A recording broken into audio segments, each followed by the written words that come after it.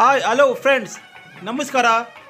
ನಾವಿವತ್ತು ಬೆಂಗಳೂರು ನಗರದ ಗುಡಿ ಗ್ರಾಮದಲ್ಲಿ ನೆಲೆಸಿರುವ ಶ್ರೀ ಲಕ್ಷ್ಮೀನಾರಾಯಣ ಸ್ವಾಮಿ ದೇವಸ್ಥಾನಕ್ಕೆ ಬಂದಿದ್ದೇವೆ. ಇವತ್ತು ವಿಶೇಷವಾಗಿ ವೈಕುಂಠ ಏಕಾದಶಿ ಇದೆ. 11ನೇ ವರ್ಷದ ವೈಕುಂಠ ಏಕಾದಶಿ.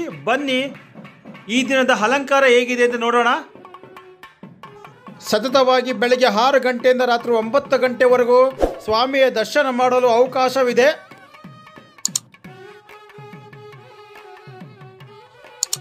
ನೀವು ನೋಡ್ತಿರುವ ದೃಶ್ಯ ಪ್ರಸಾದವನ್ನು ಸ್ವೀಕರಿಸುತ್ತಿರುವ ದೃಶ್ಯ.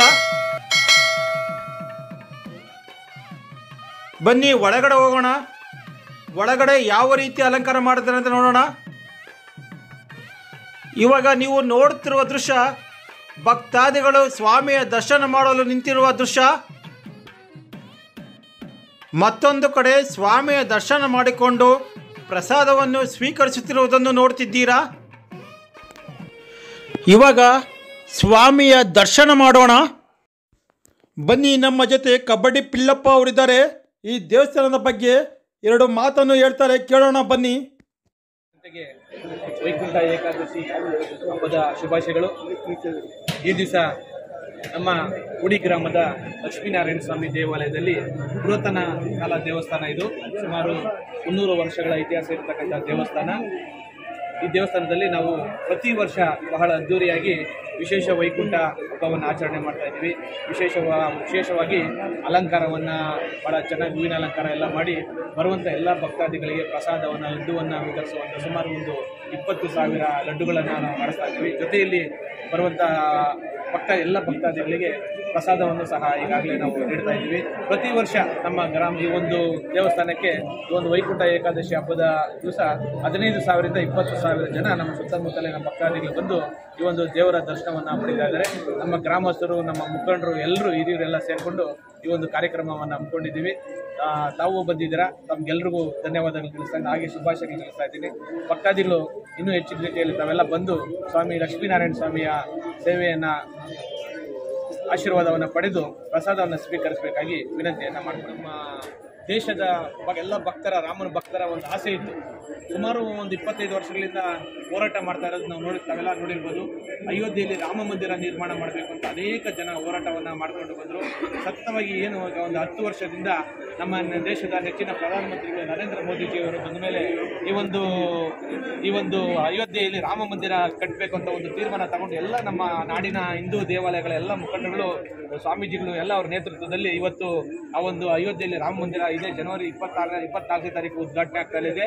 ನಮಗೆ ಅಲ್ಲಿಂದ ಪಂಡಿತರು ಮತ್ತು ಸ್ವಾಮೀಜಿಗಳು ಎಲ್ಲ ಗ್ರಾಮಗಳಿಗೆ ಮಂತ್ರಾಕ್ಷತೆಯನ್ನು ಕೊಡಬೇಕು, ಮನೆಗೆ ಹೋಗಿ ಎಲ್ಲ ಮನೆಗಳಲ್ಲಿ ತಲುಪಬೇಕು ಆ ಮಂತ್ರಾಕ್ಷತೆ ಅಂತ ಹೇಳಿ ಈಗ ನಮಗೆ ಒಂದು ಕಳಸದಲ್ಲಿ ಮಂತ್ರಾಕ್ಷತೆಯನ್ನು ನಮ್ಮ ಗ್ರಾಮಕ್ಕೆ ಕೊಟ್ಟಿದ್ದಾರೆ. ಈಗ ನಾವು ದೇವಸ್ಥಾನದಲ್ಲಿ ಇಟ್ಟು ಆ ಮಂತ್ರಾಕ್ಷತೆಯನ್ನು ಕಳಸದೊಂದಿಗೆ ಪೂಜೆ ಮಾಡಿದ್ದೀವಿ. ಈಗಾಗಲೇ ಇನ್ನೂ ಕಳಸಗಳು ಇಲ್ಲಿದೆ.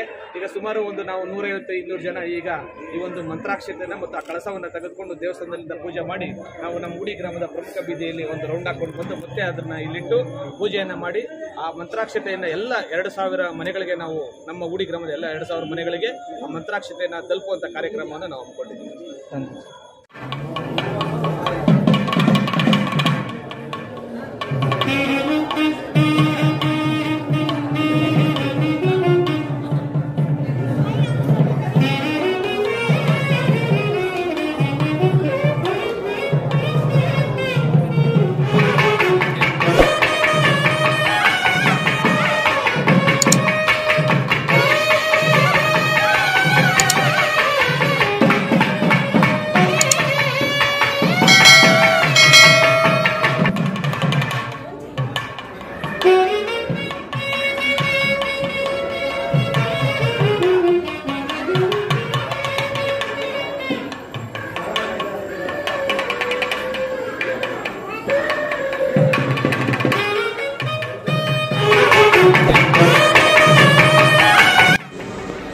ಅಲಂಕಾರ ಪ್ರಿಯ ಶ್ರೀ ಲಕ್ಷ್ಮೀನಾರಾಯಣ ಸ್ವಾಮಿಯ ದೇವಸ್ಥಾನದ ಒಳಗಡೆ ಹೂವಿನ ಅಲಂಕಾರ ಮಾಡಿರುವ ದೃಶ್ಯ ನೋಡ್ತಿದ್ದೀರಾ.